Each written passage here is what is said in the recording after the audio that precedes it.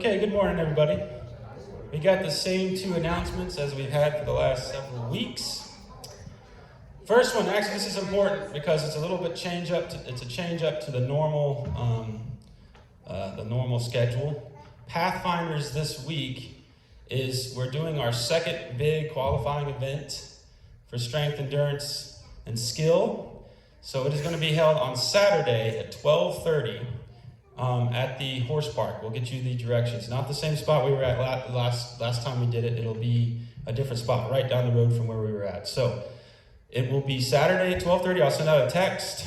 If there's any issues with time frame or anything, just let me know. I'll talk to Dan. But we're doing that because it's getting a little too dark on Thursdays at normal time, and I don't want them to do this event in the dark because we will likely lose children. So don't want to do that. Haven't lost or killed anyone yet, and we want to keep that record strong. Also, it's been a great program. The next segment is going to be overcoming obstacles. We're going to actually build some obstacles for them to overcome. So if you're interested in coming to help build those obstacles, we'll probably have a work day or something that will be, if anyone's interested or has any ideas for some good obstacles. We have some ideas already that we're planning on doing, but if you have anything you want to contribute, feel free to talk to me, and we'll make that happen. It's gonna be a fun one. And the second announcement is our Christmas boxes. I saw somebody bringing Christmas boxes in. Miss Nancy, right? You brought two. We have Mom's has a ton of boxes made. If you want to commit, how much time do we have? What does it say? November. Okay, so that's the window? So, a lot of people have been adding money to the shipping, so that's good. How much more money do we need to ship all the boxes? $280, and okay.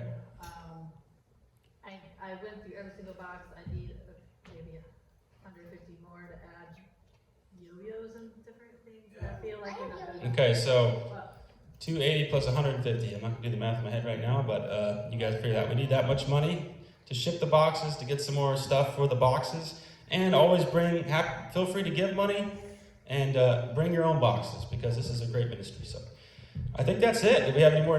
Time change next week, right? So, your phone pretty much does it for you nowadays, but don't forget, you don't have a smartphone. And I think that's it. Let's go ahead and start worship. Let me open in a word of prayer, I guess. Father, thank you so much for this Sunday morning. Thank you for the group of people here meeting in your name. Thank you for the ability to do it without threat, fear from authorities, Father. Thank you for all the blessings you've given us this morning. And I pray that you would just be pleased by our worship and by the service, and your spirit would be felt here. In your name, Jesus, amen.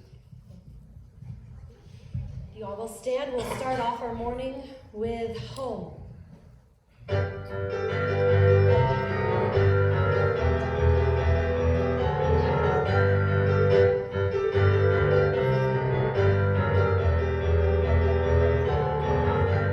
Yes, I am running, won't be long till I am home.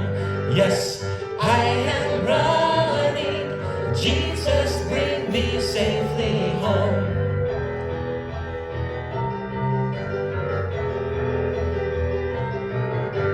Jesus lead me day by day, fix my eyes upon your face. Guide my feet, Lord, as I run. Hold me, Savior, in your love.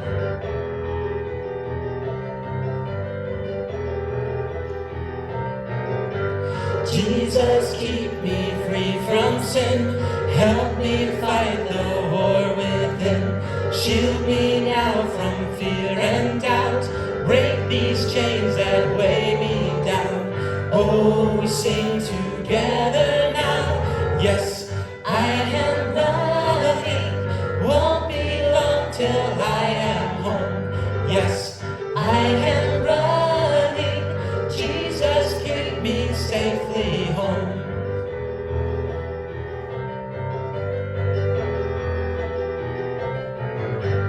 Jesus, we may run the race, perfect love and perfect faith.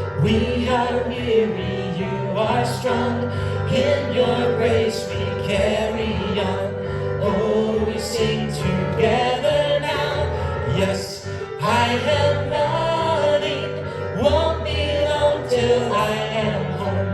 Yes, I am running, Jesus bring me safely home.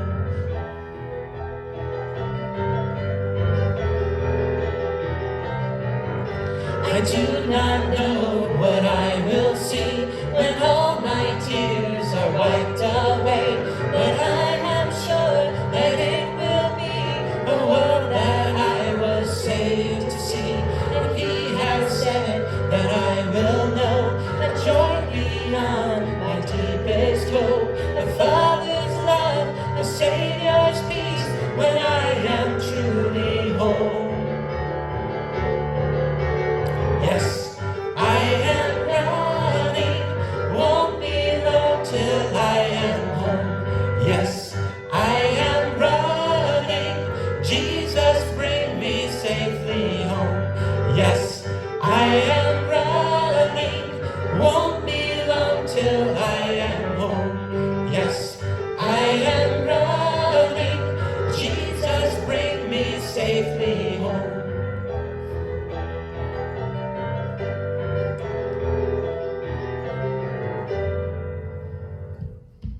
In Nahum 1:7 it says, "The Lord is good, a strong refuge when trouble comes. He is close to those who trust in Him." And in all trouble, we need Him.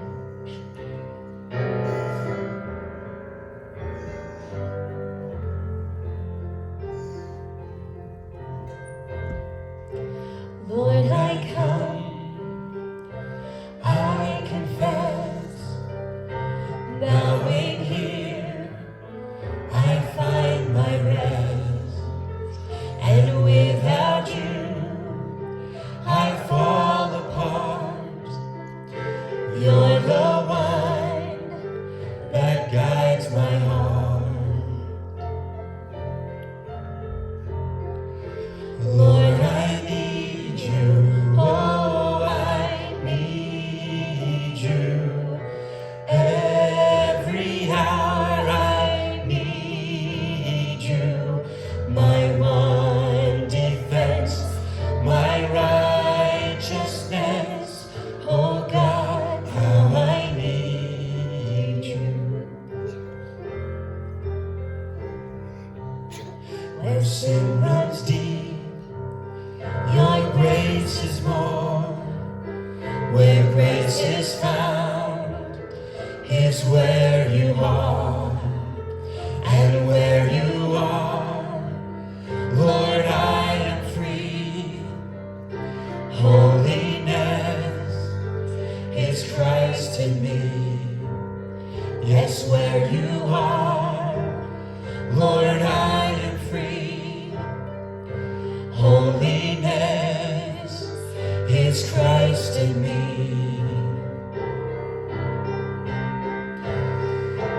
Lord, I need you, oh, I need you. Every hour I need you, my one defense, my righteousness. Oh God, how I need you. So teach my song to rise to you. When temptation comes my way, and when I cannot stand, I'll fall on you. Jesus, you're my hope and stay. And when I cannot stand, I'll fall on you. Jesus, you're my hope and stay. Lord, I need you, oh, I need you. Every hour I need you, my one defense, my righteousness. Oh God, how I need you.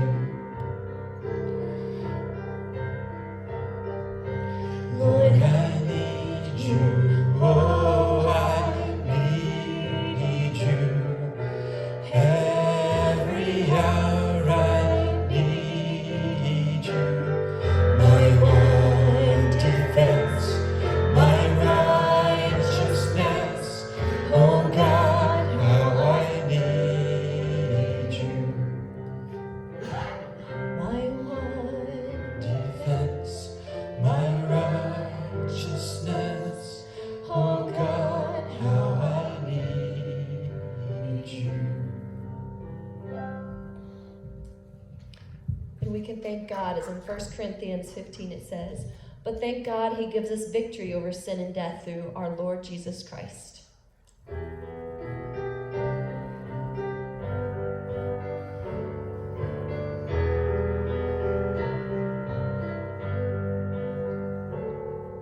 The mystery of the cross I cannot comprehend, the agonies of Calvary. You, the perfect Holy One, crushed your Son. You drank the bitter cup reserved for me. Your blood has washed away my sin. Jesus, thank you. The Father's wrath completely satisfied. Jesus, thank you. Once your enemy, now seated at your table. Jesus, thank you. By your perfect sacrifice I've been brought near. Your enemy you've made your friend. Pouring out the riches of your glorious grace. Your mercy and your kindness know no end. Your blood has washed away my sin. Jesus, thank you. The Father's wrath completely satisfied. Jesus, thank you. Once your enemy, now seated at your table. Jesus, thank you. Your blood has washed away my sin. Jesus, thank you. The Father's wrath completely satisfied. Jesus, thank you. Once your enemy, now seated at your table. Jesus, thank you. Lover of my soul, I want to live for you. Lover of my soul, I want to live for you. Lover of my soul, I want to live for you. Lover of my soul, I want to live for you. Your blood has washed away my sin. Jesus, thank you. The Father's wrath completely satisfied. Jesus, thank you. Your blood has washed away my sin. Jesus, thank you. The Father's wrath completely satisfied. Jesus, thank you. Once your enemy, now seated at your table. Jesus, thank you. Okay, Jesus. And we know that God hears our prayers, for he's the God of our salvation. And as the Psalms say, help me, O Lord, my God. Save me because of your unfailing love. Let them see that this is your doing and that you yourself have done it. The Lord is my salvation. This is our offering, so if you have tithes and offerings, please do bring them.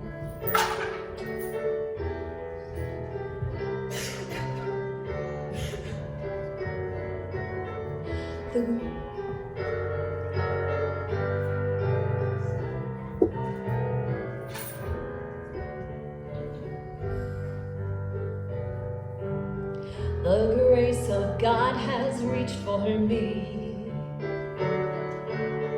and pulled me from a raging sea, and I am safe on this solid ground. The Lord is my salvation. I'm here when darkness falls. His strength will help me scale these walls. And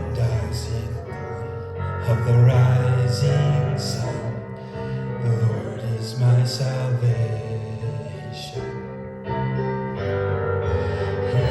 is like the Lord our God, strong to save, faithful in love? My debt is paid and the victory won. The Lord is my salvation. My hope is hidden in the Lord. He flowers each promise of His word. When winter fades, I know spring will come. The Lord is my salvation. In times of wait, in times of need, when I know lost, when I am weak, I know His grace will renew these days. The Lord is my salvation. Who is like the Lord our God, strong to save, faithful in love? My debt is paid and the victory won. The Lord is my salvation. And when I reach my final day, He will not leave me in the grave, but I will rise, He will call me home. The Lord is my salvation. Who is like the Lord our God, strong to save, faithful in love? My debt is paid and the victory won. The Lord is my salvation.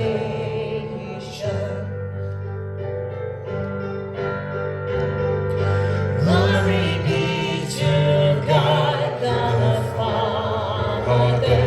Glory be to God the Son. Glory be to God the Spirit. The Lord is my salvation. Glory be to God the Father. Glory be to God the Son. Glory be to God the Spirit. The Lord is my salvation. The Lord is my salvation. The Lord is my salvation.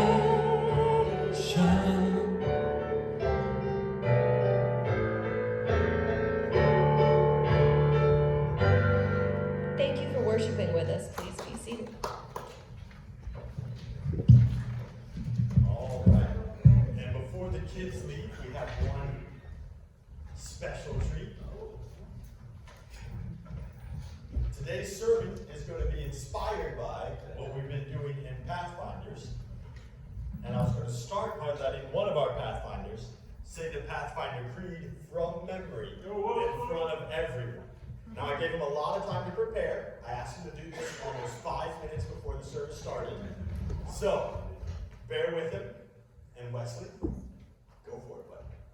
Pathfinders follow the way of love and courage, defeat lies with truth, are faithful, noble, and humble, lead through service, work with excellence and persistence. Pathfinders always know the way.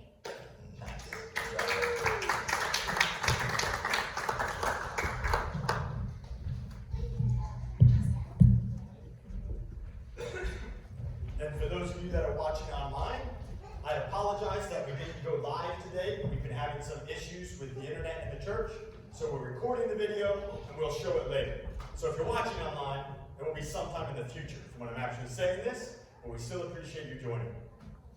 And for everyone else, we're going to be, well, you guys as well. We're going to be in chapter Daniel today. So if you want to follow along, you can jump ahead to Daniel chapter 1. The reason I started off with the Pathfinder's Creed is because this sermon really was inspired by what we're doing in the Pathfinders, but it captures the idea that I kind of want to focus on today. And one of the things that Joshua's really tried to make a focus point of the Pathfinders program is teaching the kids that this is a lifestyle, that what we're trying to present to them is the right way to live. So it's not a series of things to do, it's not a quick fix to anything, it's not a shortcut or a cheat to be successful in life. It's teaching them the way to go about living. And the goal is that as they become young men and young women and move on into being adults, that they'll have developed habits that in every circumstance of their life, they live out. And they're prepared for life because of that. And we're really focusing on that aspect. That what we're teaching them is the way to go about living. It's things that they can carry with them forever. And I realized that it's easy to look at a kid and recognize how important that mindset is and how important that lesson is, but I tend to forget it when I apply it to my own life.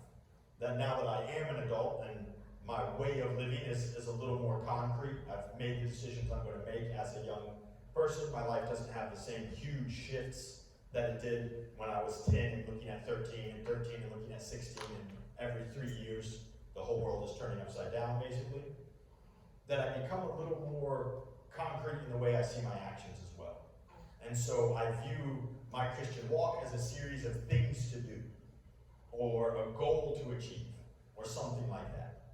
But that the reality is, it is a way of living. And if you look at the Pathfinder Creed that Joshua wrote, it is largely a way to be, not a thing to do. Now there is some exceptions in that. The second line in the creed is that Pathfinders defeat lies with truth, and that's an action, that's something you do. You actively fight against the lies of the world with the truth of God's word. But most of the creed revolves around a way of living. Pathfinders are faithful, noble, and humble. They lead through service. They follow the way. These are all things that aren't a specific action that you do it once and it's done. It's a way of going about everything you do. And last week with the kids, well, this last Thursday, so 3 days ago with the kids, we were talking specifically about the concept of faithfulness. What does it mean to be faithful? And the example that we talked about with the younger kids, we have two groups in the Pathfinders right now. The middle school age, like elementary to middle school age groups are called the ninjas. And then as they get older, they get names that are less appealing at that age. But for middle school and elementary school, ninjas is pretty cool. But we also have young kids that are like kindergarten age, and we call them the nanjas, because they're not ready to be ninjas yet. So they're not ninjas, they're nanjas. But they're looking forward to being ninjas.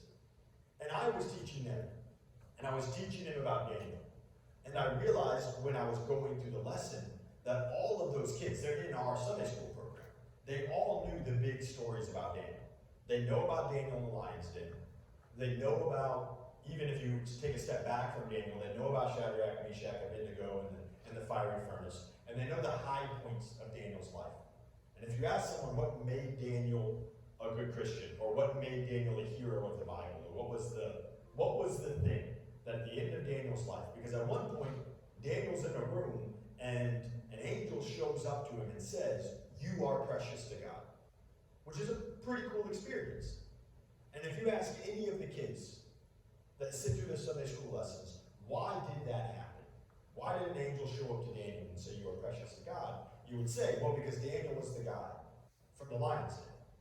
And Daniel was the guy whose friends stood up in the fiery furnace. And you would hit these high points of his life, these moments of really cool narrative story where God works in a miraculous way. But I think we missed something there. Because Daniel didn't become the Daniel that was thrown into the lion's den the day before. He didn't rise to that occasion. He simply lived out who he was as Daniel. And that's the focus of the message today, at least the attempt will be, to look at the fact that what made Daniel special to God was his faithfulness. And so, I'm going to start by setting the context. And I'm going to read the first 4 verses of the book of Daniel. So this is Daniel chapter 1, verses 1 through 4. During the 3rd year of King Jehoiakim's reign in Judah, King Nebuchadnezzar of Babylon came to Jerusalem and besieged it. the Lord gave him victory over King Jehoiakim. And just for clarity, King Jehoiakim is the good guy king. He's the Israeli king. Now, there's two nations right now. There's Israel and Judah. But in Judah is where Jerusalem lies. Jerusalem is still the capital, and there's a king over Judah, and he's the good guy. He's Jehoiakim. He's the guy that God has given the promise to. You know, the blessing to the nations comes to the people of Israel. This is the good guys. And the Lord gave Nebuchadnezzar victory over Jehoiakim of Judah, and permitted him to take some of the sacred objects from the temple of God. So Nebuchadnezzar took them back to the land of Babylonia and placed them in the treasure house of his gods. Then the king ordered, and this is King Nebuchadnezzar, ordered Ashpenaz, his chief of staff, to bring to the palace some of the young men of Judah's royal family and other noble families, who had been brought to Babylon as captives. Select only strong, healthy, and good-looking young men, he said. Make sure they are well-versed in every branch of learning and are gifted with knowledge and good judgment and are suited to serve in the royal palace. Train these young men in the language and literature of Babylon. So, at this point in Daniel's life, he's estimated somewhere between 10 and 20 years old. It's very hard to tell exactly how old he is. He's probably on the younger side of that scale. So a young teenager, 13, 15, something like that. He may be closer to 17, 18, but we don't have a solid age for him. Between him and his friends, Daniel, Shadrach, Meshach, and Abednego, and the other ones that were brought into captivity, you're looking at kids that are right in the middle of being teenagers. They were on the verge of becoming adults when this happened. And what exactly happened? So this is the end of the 6th century BC. So around 605 BC. Is everything okay? People seem to be laughing over here. I don't know if it's because of me. Oh, it's because the baby's cute. That's acceptable. All right. Just want to make sure. I didn't want to look down and check my fly too obviously, but I felt like something was going on. Okay. So this is 605 BC. Daniel and his friends live in Judah, in Jerusalem, the seat of God's power.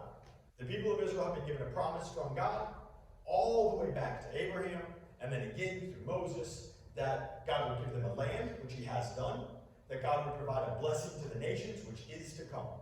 And these are God's special people living in Jerusalem. Now, a neighboring king, an evil king, comes to fight against Jerusalem. And the Jews lose. They lose quite handily, to the extent that Nebuchadnezzar takes the stuff from the temple, God's stuff, out of the temple, and takes it back to his temple. And with that, he takes the best of the young men. So that's where the story starts. And that's a really dark time for the Israelites. Now the reason this happens, and God makes this clear, is because the Israelites have abandoned him. They weren't following him the way they were supposed to. And so he gave them over to captivity. It even says at the beginning of Daniel that God caused Nebuchadnezzar to do this and to win. But from Daniel's perspective, you have a kid who's, let's say he's 12 years old, living in the city that is God's city, with the people that are God's people, with a very clear vision of what that means. Because we know for sure that Daniel has been well educated as a Jewish young man and a member of royalty. So he grew up knowing promises. He knows the law. He knows the purpose of Israel. And it is his job to later use the education they poured into him to lead the people of Israel as they go about fulfilling God's promise. That's what he's being raised for. And that's what his friends are being raised for. And the story starts with them all being taken captive by a king that's an enemy king that defeats Jerusalem in battle and takes God's stuff out of God's house home to his house. And this happens because the nation of Israel is not following God the way that they should. So, from Daniel's perspective as a young man, it would be very easy here to say, how does he now look at the God that he serves? Because every promise God has given him, everything he's ever been learned, is torn apart. But Daniel has the faith as a young man to pull his friends aside, and we're not going to go through every story in the book of Daniel, but he has enough faith to pull them aside and say, we're going to live for God in this land of exile. So they go from the future leaders of a nation to slaves of the conquering nation. And the response is, we're going to be slaves for God. We're going to do the best we can for God, and we're going to represent God in that. They get chosen because they are well-educated young men to be special slaves. Slaves with more honor and more power and more responsibility than they would typically have. And part of that is they're going to be brainwashed into the Babylonian way of thinking. They're going to become, they're given new names, they're given a new education. All of this is going to be layered on top of what they already know, so they can serve the Babylonian royalty as effectively as possible. But Daniel and his friends reject that, and they choose to do the job as well as they can do it, but as followers of God. They do this as very young people. So these are teenagers that are making this choice away from their families, away from their home, having just seen God's people destroyed by an enemy king, and they're doing this in service to that king. And you have to imagine that at some point, there's an expectation that God is going to turn things around. Because at this point in the story, Judah still exists. Jerusalem was defeated but has not fallen. There's still a nation. There's still two nations. There's Judah and Israel divided. And you have to think that what Daniel and his friends expect is for God to bless those armies, there to be a revival, they rise up, they conquer Babylon, and God's promises continue to unfold. But over the course of the next 20 years, and this is largely when Daniel and his friends are continuing to be educated and continuing to gain in power and in respect of the people there, Judah does not win at all. Judah collapses. Jerusalem falls completely and is sacked. The nation of Judah ceases to exist. All of the Israelite people, all of the Jews that lived in Judah, are kicked into a diaspora. There's no one left. There is no nation. There is no city of Jerusalem. Everyone runs. The people that live there, that are left, live as nomads. There's no nation left to speak of. And this happens over, progressively over the next 20 years. So the first 20 years of Daniel's captivity is God's promise that was shattered at the point of this, being just cut to pieces and burned alive. All the way down to now, Jerusalem, the city, doesn't exist. The walls are left untouched. Every aspect of what would have made Jerusalem is destroyed.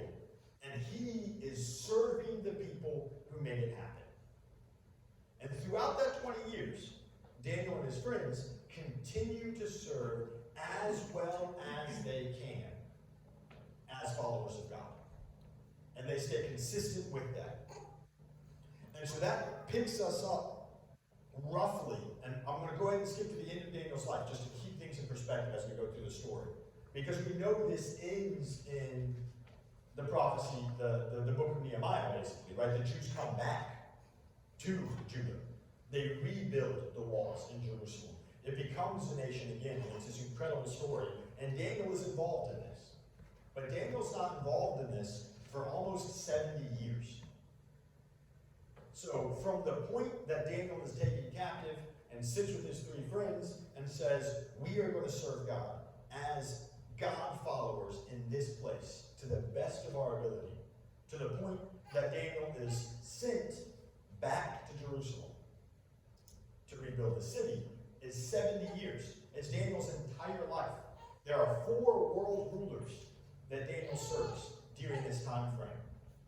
And there's no indication as this progresses that that is going to happen. When it happens at the end of 70 years, it happens out of the blue. And it's miraculous, which is how God tends to work. But the important thing for us to know is that Daniel lives his entire life in captivity, in service to the men God used to judge his home. And from Daniel's perspective, God's promise to the Israelites has been broken.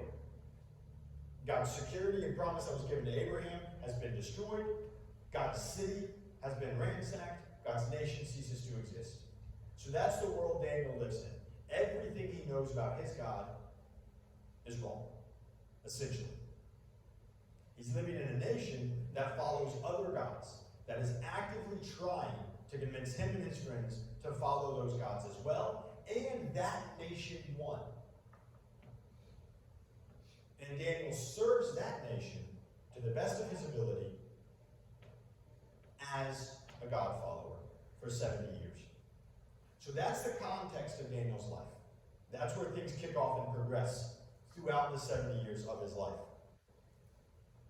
If we skip ahead, so a little bit later in chapter 1, we see that Daniel and his friends had a couple of things going for them. So this is chapter 1, verse 17.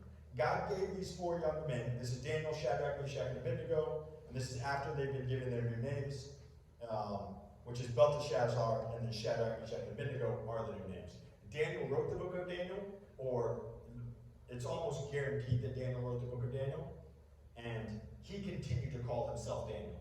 But all of his 3 friends got new names, and he just rolled with that. So, kind of sucks for them. But for Daniel, he never calls himself Belteshazzar except once or twice. He would say Daniel, who was known as. At the end of his life, he would say who was known as Belteshazzar.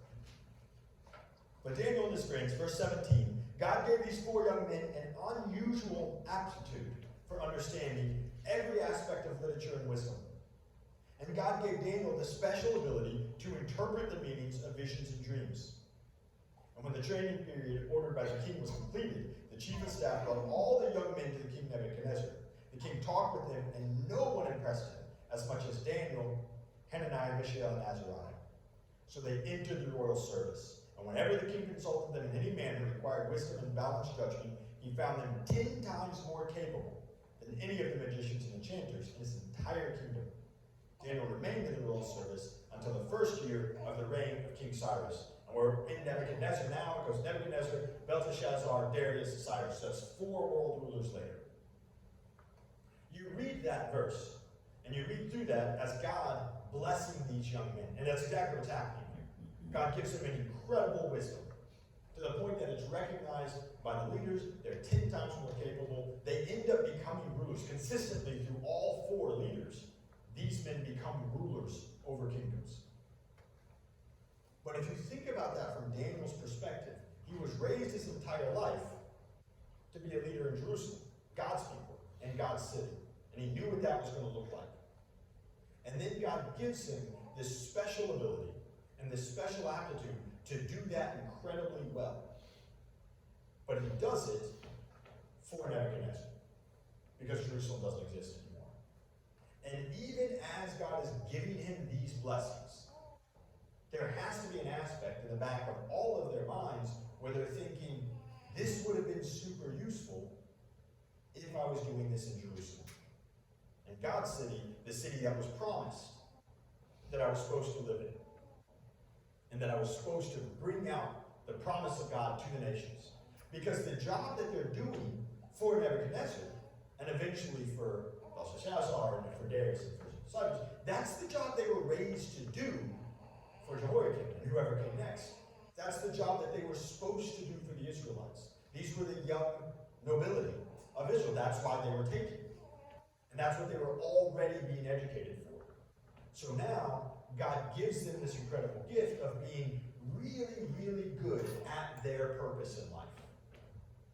But their purpose in life is wholly disconnected from what they knew God had them do. Right? Because God gave them a promise of what's happening in Jerusalem. They're God's chosen people in God's city. It's really obvious how this is supposed to play out. And God gives them this incredible blessing that's exactly what it should be for the plan God clearly has for them, and then destroys that plan, and they use that blessing, serving the king that God used to destroy the plan. So you get to the beginning of the story, and you read God giving these 4 young men an unusual aptitude, and it's easy to read that like, oh, God was with them, and used them in incredible ways, and that had to be encouraging. And that is true, because it's way better to be a slave in charge of stuff than a slave in charge of, like, cleaning the poop out of the stables.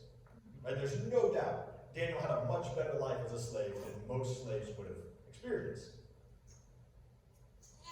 But there had to be a bittersweetness there. There had to be an aspect of saying, this is the purpose I was supposed to do for you, God.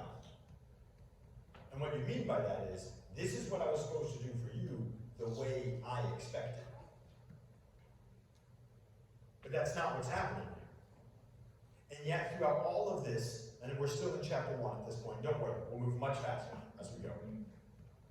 But through all of this, Daniel and his friends used the gifts God gave them to serve the people God had them serving to the best of their ability as followers of God. So God gives them these gifts, and they use the gifts right where God has them, regardless of the fact that it doesn't make any sense based on the promises that God had given them in the way they were living. So we continue reading through. We've already read to the end of chapter 1. Daniel remains in the service for a very long time. If we skip ahead to chapter 4. So as we go through this point, Daniel is interpreting dreams. He's very good at it. He becomes incredibly well respected by Nebuchadnezzar. Shadrach, Meshach, and Abednego go through the fiery furnace. That happens at this point already. There's a couple of points back and forth but at this point, Daniel, Shadrach, Meshach, and Abednego are extremely well respected in the most powerful nation in the known world. And they literally have the ear of the king. And Daniel chapter 4, verse 27, Daniel is explaining the dream to Nebuchadnezzar. And he says, King Nebuchadnezzar, please accept my advice. Stop sinning, do what is right, break from your wicked past, and be merciful to the poor. Perhaps then you will continue to prosper.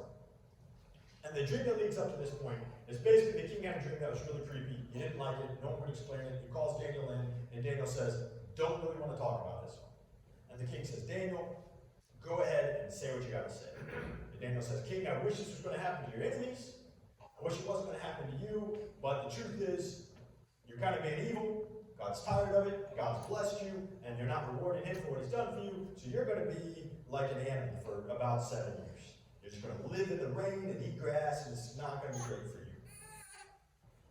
And Daniel gives this message to the king. And then Daniel, sitting in front of the most powerful man in the known world, says, please accept my advice. Stop sinning. Do what is right. Break from your wicked past. Be merciful to the poor. And perhaps then you will continue to prosper. Now, as we go through this story, sometime later, the king is walking around the top of his palace. He looks out over his capital city, and he says, I have built this city in my mind. I'm such a great dude. This is awesome. Sounds like an American politician. And God speaks from heaven and says, nope. And the king goes mad. And for 7 years, he lives as an animal. He's just insane. And he ends up living in the stable yard as an animal, and his hair grows and no one takes care of him. And then 7 years later, he comes back. And he's humbled, and he does give God credit. And he does bring Daniel back into his confidence. And he does have something that looks like repentance, or at the very least, a healthy respect for the God that had the ability to do that to him. And so, at this point in the story, we're still in the first world ruler that Daniel and his 4 friends are serving. But God uses Daniel to give his word to the most powerful man in the known world. And to have a profound experience in that man's life. But from Daniel's experience, from Daniel's point of view, Jerusalem is still fallen. There is no nation of Judah. God's promise to the Israelites is still basically irretrievably lost. You know, this is the equivalent of Abraham walking up the mountain with Isaac, saying, God will provide a sacrifice. And what he's saying is, I have no idea what's going to happen here, because God promised you to me, and then told me to kill you. And so I'm just doing what God said, and it doesn't make any sense. But Abraham did that over the course of like a week. Daniel's living this every day of his life. God made a promise to my people. He gave me a gift to be what I should have been with those people, but I'm not. I'm here serving Nebuchadnezzar, and I'm giving him God's word. And God's word is that you're the most powerful man in the world, and you're evil. And that's the role Daniel's playing. This continues to play out. So as we skip through, and I don't want to spend too much time in the stories itself, but in the next chapter, I'm going to read a couple of verses here. So I'm going to read from verse 17 to verse 30. And this is Daniel now talking to the next world ruler. Nebuchadnezzar is gone. Belshazzar is now in place. And starting in chapter 5, verse 17, Daniel answered the king, that is King Belshazzar. Context behind this one, Belshazzar was throwing a party.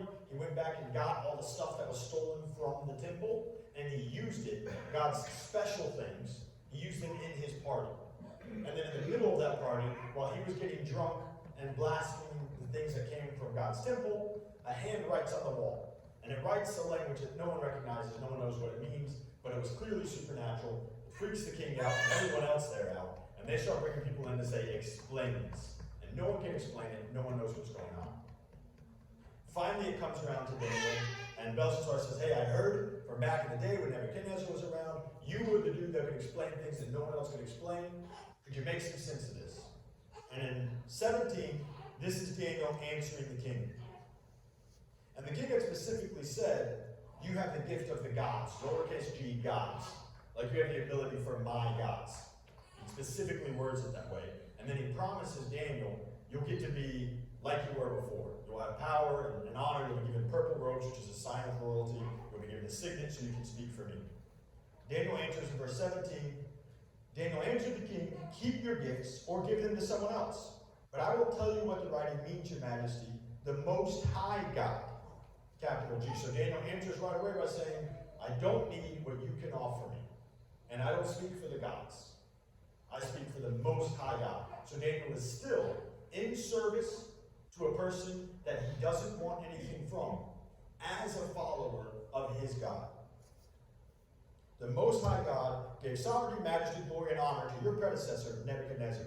He made him so great that people of all races and nations and languages trembled before him in fear. He killed those he wanted to kill, and spared those he wanted to spare. He honored those he wanted to honor, and disgraced those he wanted to disgrace. But when his heart and mind were puffed up with arrogance, he was brought down from his royal throne and stripped of his glory.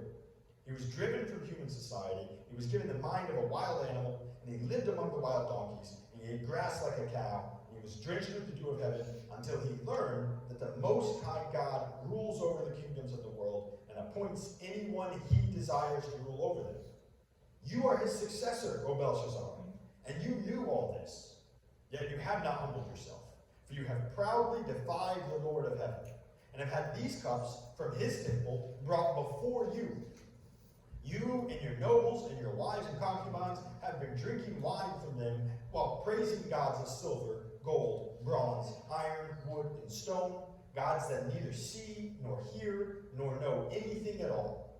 But you have not honored the God who gives you the breath of life and controls your destiny. So God has sent this hand to write this message. This is the message that was written. Mene, mene, tekel, and parsin. This is what these words mean. Mene means numbered. God has numbered the days of your reign and has brought it to an end. Tekel means weighed. You have been weighed in the balances and have not measured up. Parsin means divided. Your kingdom has been divided and given to the Medes and the Persians. Then at Belshazzar's command, Daniel was dressed in purple robes. A gold chain was hung around his neck, and he was proclaimed the third highest ruler in the kingdom.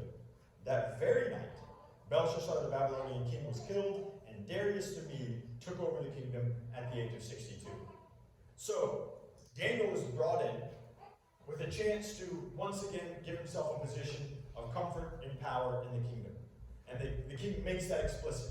Daniel, if you can tell me what this means, I'll give you everything that you had under Nebuchadnezzar and more. And Daniel says, I'm not interested in what you can offer me, and I don't speak for your gods. He goes on to eventually say, your gods are dumb. Literally, they can't speak, and they can't hear, and they can't see. They're just chunks of wood and iron and stone. I speak for the God who wrote on the wall, because you're not living the way you should have, and you should know better. So Daniel's standing in front of, for the second time, the most powerful man in the world, not the second time in front of him, but the second man in this chain. And again, he's speaking the words of God. And he's doing it boldly because Daniel is more interested in serving this man well, speaking the truth to this man as a follower of God. And Daniel doesn't in any way mince his words. He tells him the truth.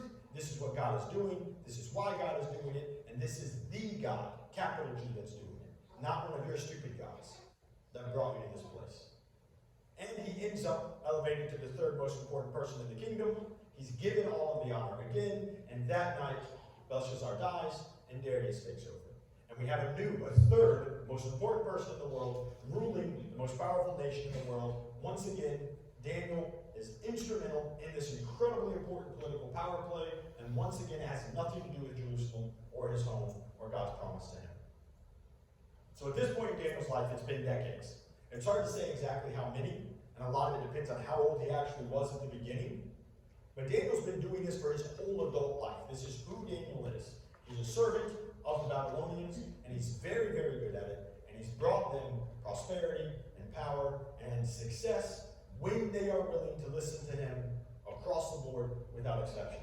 That is Daniel's ministry to God. That's his service. It's what he does. And he has done it consistently, and his friends have done it consistently. We continue reading ahead, and we get to one of the first interactions we run into between Daniel and Darius. So, Darius, in the first several verses of chapter 6, really liked Daniel as well. And he chose Daniel to be one of the main guys protecting his interests.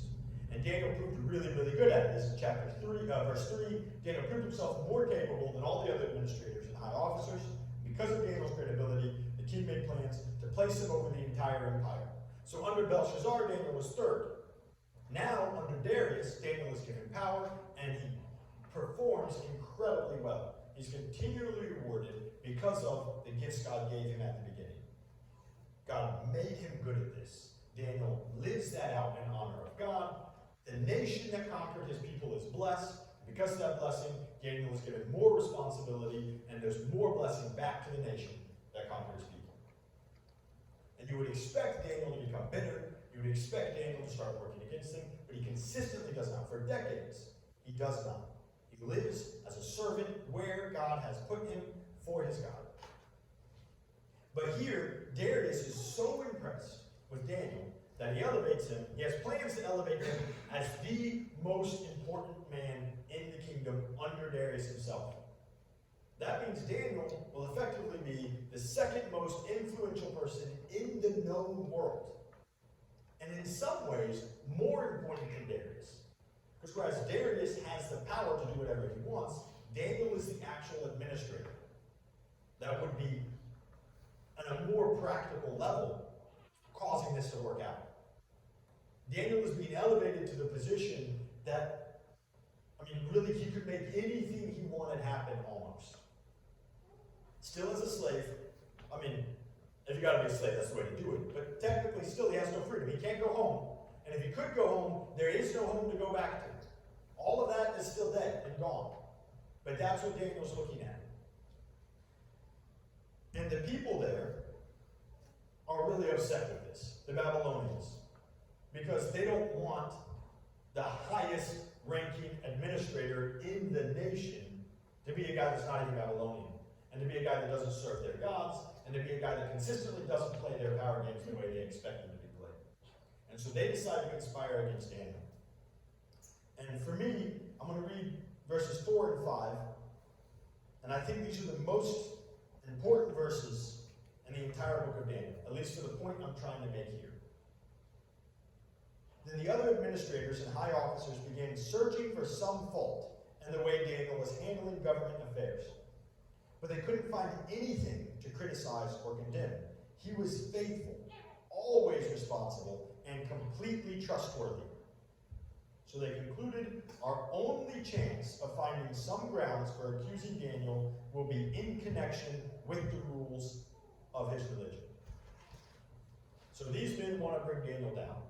Keep in mind the context of where Daniel is. For decades, Daniel has been serving the people that destroyed his home and killed God's promise to him and his people. And every time he does well, they are blessed. And he is given more responsibility and the opportunity to bless them even more. So that's Daniel's whole life up to this point. And Daniel is now in a position of incredible power and responsibility. And everyone around him wants to bring him down. And they say, we're going to find a mistake he's making in the job that God has placed him in. And they can't find a thing. The men who hate him describe him as faithful, responsible, and completely trustworthy. They cannot fault the way he serves his master in any way. And the point of the message today is right in the middle of this verse. Daniel didn't become precious to God when he was thrown in the lion's den. Daniel spent 70 years in a place that made no sense to him whatsoever. If you look at God's promise and what Daniel knew about God, serving a God that had lost from Daniel's perspective, in a nation that had won, that was constantly trying to pull Daniel to the gods of that nation. And as Daniel spoke the truth from God to that nation, they were blessed for it. That's Daniel's whole life. And then at the end of that, decades later, he's described as faithful and trustworthy and incredibly good at his job. And the reason we find Gabriel showing up in Daniel's room and saying, "You are precious to God," is because Daniel walked with God for 70 years in this set of circumstances and chose to follow him. Daniel was faithful not to Darius and Belshazzar and Nebuchadnezzar. Daniel was faithful to God. And being faithful to God caused him to act in a way that was beneficial to Belshazzar and Nebuchadnezzar and Darius. But nothing could shake him from that.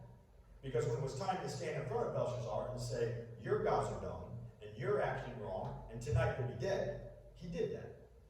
Because Daniel was faithful to his God for decades in a place where it would appear that God had not been faithful to him. If Daniel has to explain what God has done in his life, there's no way you can explain it as God is keeping his promises and this makes sense. We can look back on it, and that's all well and good. But Daniel living it out is serving a God that has failed him. The only way you see it differently is through faith. And Daniel has the faith to see it differently for decades in service of the people that defeated his nation, and doing it so well that he develops a reputation as being absolutely trustworthy and absolutely faithful. And if you're going to condemn him, the only way you could is in connection with the God he serves. And that's exactly what these people do. They go to Darius and they tell Darius, "Hey, you're the main guy. You're the top dog. And all these other guys are praying to gods and other things, and that's great. That's fine. But we need to have a period of time where people recognize you're the top." And so we say, no praying to other people for a while. We only pray to Darius. That's the rules. And Darius, being the upstanding man that he is, goes, "Yeah, that sounds pretty good." Again, sounds a lot like an American politician. I should be the center of everyone's attention. And he passes a law. And the legal system of the Medes and Persians is a very bizarre thing. Bizarre from our perspective, obviously, because there's been thousands of years of history between now and then where legal systems have built up and gotten more complex. But it wasn't an arbitrary legal system where a king says something and it becomes true. Because in that legal system, which is what existed in a lot of places, the king could just unsay it. So the king declares, anyone who prays to something other than me has to die. And you fed the lions. Boom, stamps it. That happens. It is now law. That exists in the law of the Medes and the Persians. That's the way the law worked. In a lot of places around the world, if the king didn't like the law later, he could just take it back. But in the law of the Medes and the Persians, in this legal system, that wasn't the case. The king can't just undo law. And these people trapped Daniel. And we see in chapter 6, verse 10, and with this we're moving into the conclusion of the message. But when Daniel learned that the law had been signed, he went home and knelt down as usual in his upstairs room, with the window open toward Jerusalem. He prayed 3 times a day, just as he had always done, giving thanks to his God. So what is the usual thing that Daniel always does? He walks with God, praying to him 3 times a day, and giving thanks for what God has done in his life. This, here, these verses 4 and verses 10, this is why Daniel is precious to God. Because for the 70 years that Daniel spends in exile, he has a habit of praying 3 times a day, giving thanks to his God for the circumstances he's in that don't make sense. And he follows his God so faithfully that anywhere God puts him, he's successful. and the most important men in the world have God's voice in their ear through Daniel, while Daniel's talking to the men that destroyed his home and burned his city to the ground.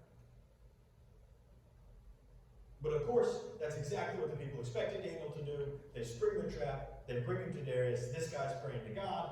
Darius realizes what has happened. He realizes this whole thing is a political maneuver, and he wasn't smart enough to see it coming, and has no way out of it. He spends an entire night trying to find a way in the law to get a workaround, because he can't undo the law. He has to find another law that exists, that he can overwrite the first one and find some type of legal loophole, and he can't do it.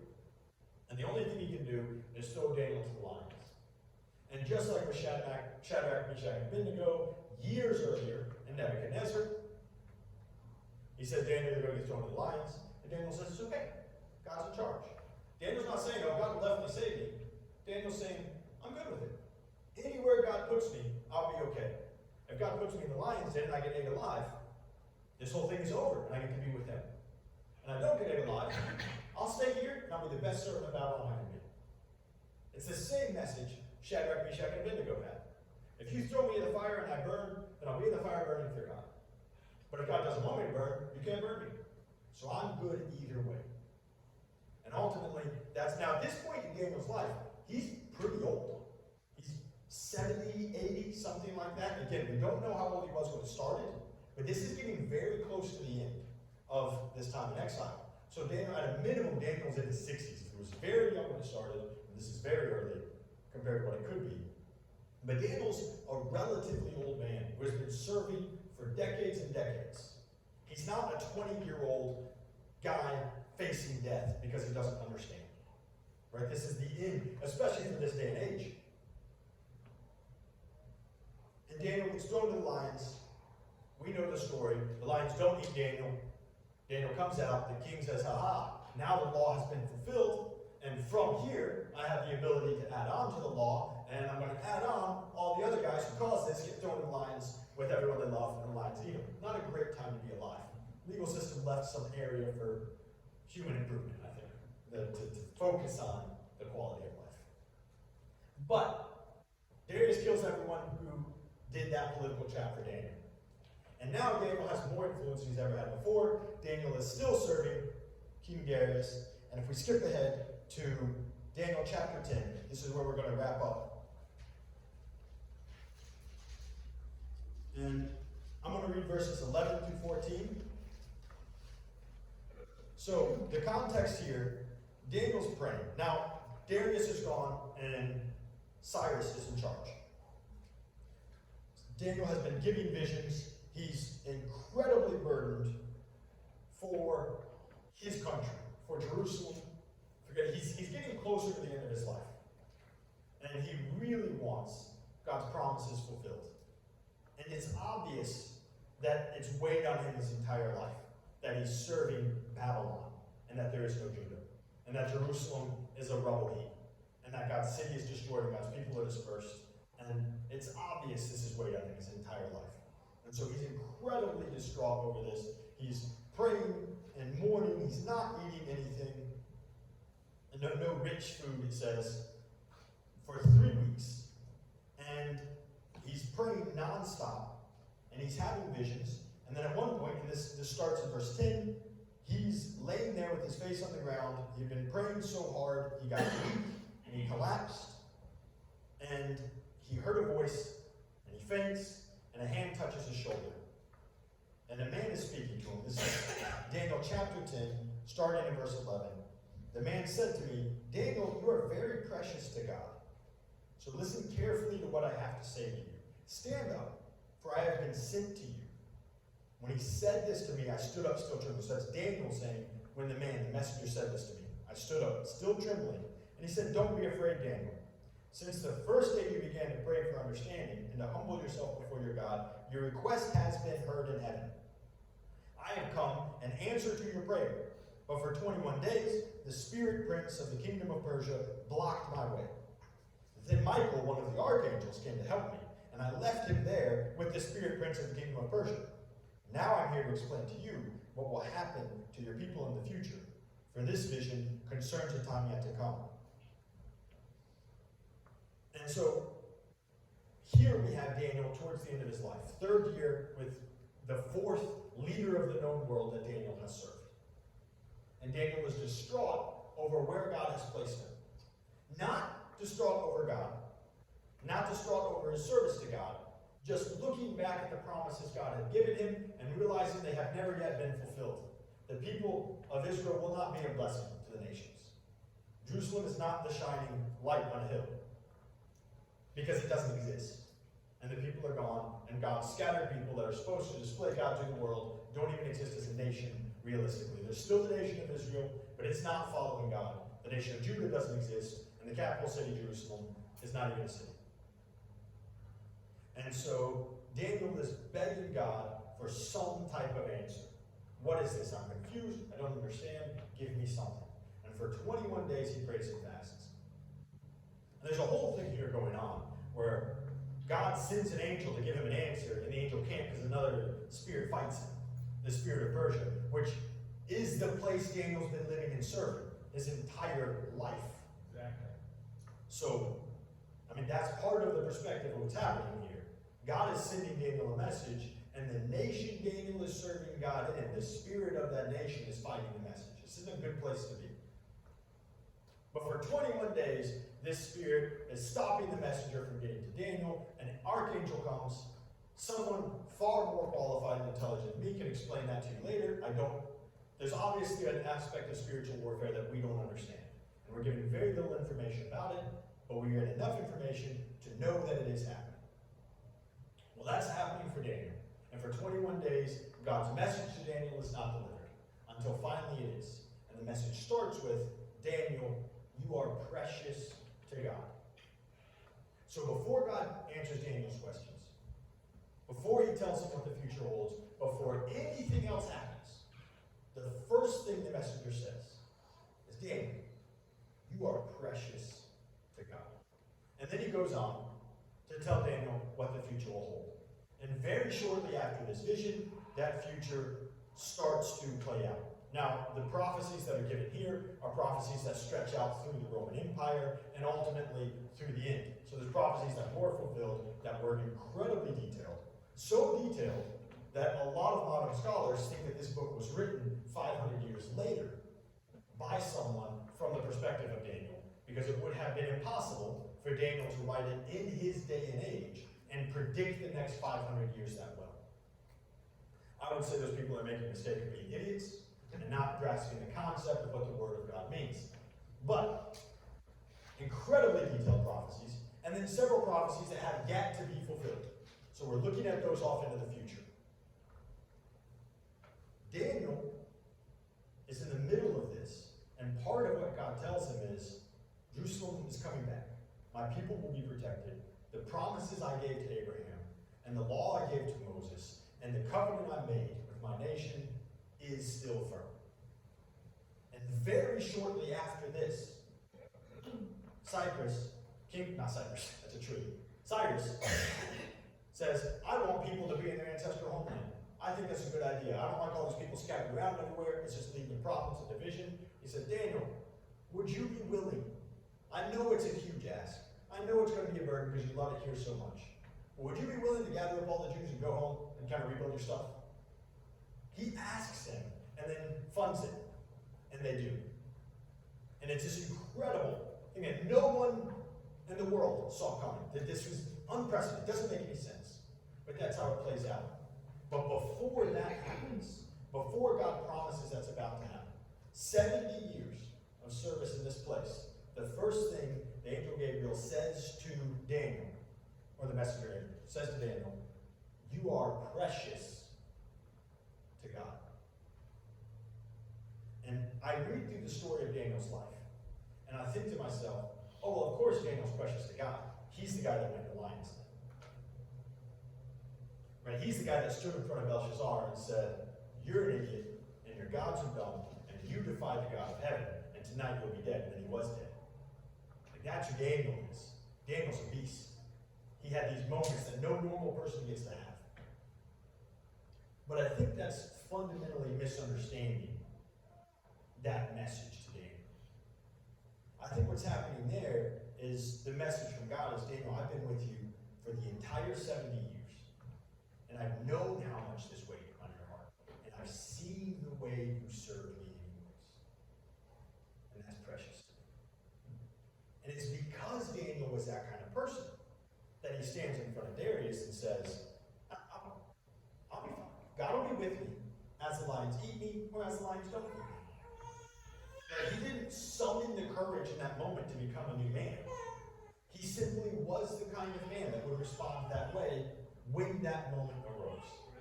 And he had been that man at 10 years old when he was taken captive. And he grew into that man for 7 decades, serving the people that destroyed his home. And so we're left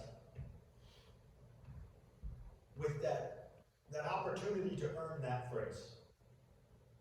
Right? If you go into the New Testament, and I think one of the most inspiring things in the New Testament is the phrase, well done, my good and faithful servant. Right? The idea is someday we'll be called home. And we want to hear that when we walk in. Hey, good job, my good and faithful servant. But Daniel hears from God directly, you are precious to me. And all he had to do to get that phrase was live for God in a place that didn't make sense and trust that God was in charge. And in hindsight, we can see so easily that God was, and that it did make sense, and that everything worked out for the better over the course of generations. But Daniel couldn't see any of that. And I think someday we'll look back on our own lives and the things that are most confusing and most painful. And I'm not saying this flippantly, because when a nation falls and a city is sacked, that's not a pleasant thing. There was a lot of people in Israel that died. And died very unpleasantly, given the historical context around Babylon. That happened. That's part of this story. But we have the opportunity to live the way Daniel lived. Odds are, none of us in this room will ever be fed to lions. And, unfortunately, odds are, if any of us are fed to lions, the lions will eat us. Probably that story never happens. If the story does happen, probably we get it. But, for sure, every single one of us will face things in our lives that God did on purpose that doesn't make sense. That have a varying level of catastrophe attached to them. And we get to choose, like Daniel, to serve God in that moment, in that circumstance, to the best of our ability as a follower of God. Or, like most other people in the Bible, going all the way back to Adam and Eve, standing at the snake and say, does anyone realize how this affects me right now? And what made Daniel precious to God is throughout the entire story, every time something happened that absolutely affected him in a terrible, terrible way, his response was always to look at his friends and say, we're going to do this as young men of God. And he lived his whole life that way. We have that same option. And we don't have to be perfect, and we don't have to be anything we're not. Ultimately, the entire purpose of sanctification is to fall back on God and to let him do the work as we do the work of submission, basically. The work of getting out of our own way and submitting to God's will. But to hear that phrase, you are precious to God. Well done, my good and faithful servant. At the end, we don't have to be Moses or Daniel in the lion's den or anything else. We just have to be faithful. And in some ways, I think that's much, much harder. The journey Abraham took over the course of 7 days, as he's wondering what God was going to do with Isaac, had to be heart-wrenching as a father and not make any sense of it. But it was a week. It was a couple of days of wondering what God was going to do. How does that compare to the promise God gave Abraham for decades that was never answered? In the moment that we grow in our faith to God are those moments. Not the real test where God exposes where we are, but the days and weeks and years and decades leading up to that test when we choose to be with him. And the test eventually exposes that. So that is the conclusion of today's message. A focus not on what actions am I doing for God, or what is my goal for the future, or where will I be to prove that my service to God is worth something, but to look back at the child message that we would give to a 7-year-old and say, hey, you need to learn how to live now. Because it's far more important how you are than what you're doing. You can be a servant of God in prison far more effectively. And you can be an evil man in a pulpit. The place you are, the actions you're doing, are less important than the kind of person you are and have been becoming. Right. And that's the real story of Daniel. And that should be the calling of our church to instill in our children. But if we want our children to grasp that, they have to see it firsthand in our adults. And that's the calling that God has given to each and every one of us, with the obvious prize at the end being our Savior saying, you are precious to me. And there is no higher prize than that. So with that, I close, unless Josh, Tim, Dad, Charles, you guys have anything to add? I think it's interesting, Donald. I just got to read Daniel from my time. Chapter 9, verses 1 through 3. Daniel's reading Jeremiah and calls that scripture. Yeah. That's when God gave him the knowledge of the 70 years he promised. So it was toward Daniel's last of his 70 years that God said, listen, after 70 years, this is going to be over.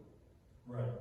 And that was just he waited till the climax of his life, like you just presented, to let him know I've been in charge, but these 70 years you've lived through have been. Yeah, but he tells them at like year 69. Yeah. Don't worry, there's only 1 year left. But That it was is, interesting. yeah, it's very interesting. All right, with that, you're dismissed. Have a wonderful Sunday and enjoy your week.